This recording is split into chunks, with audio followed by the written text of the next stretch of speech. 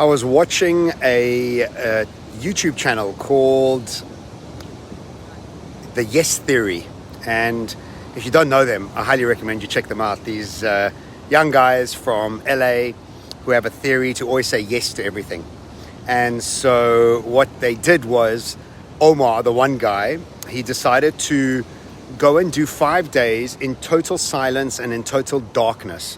This is something that I've heard about for a while. I know some people who've done it, and it scares me to a certain extent. But when I was watching it, I was even feeling nervous when he was going to go do it. So you check yourself into the sort of room, and they give you food every 24 hours, and then you're there by yourself, no engagement with the outside world, and you get time to think, right? And you get your sort of eyes and ears to switch off.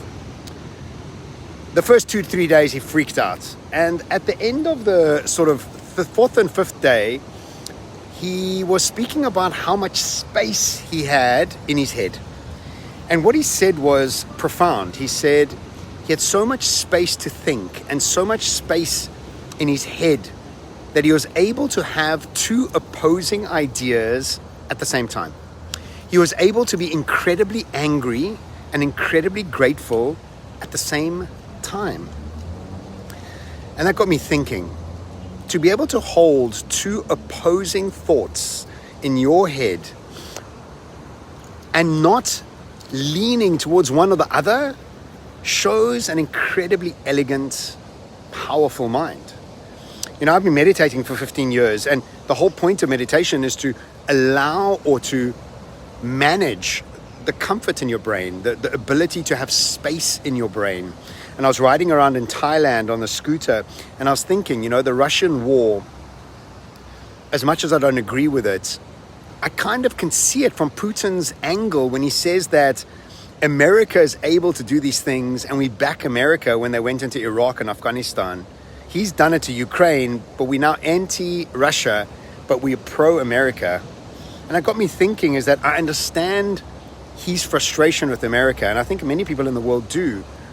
I don't agree with what he's doing with Ukraine, so I could hold two opposing thoughts in my head, which I found was incredible because I'd never done that before, and it was the first time. I wasn't leaning towards holding on tight to a certain idea.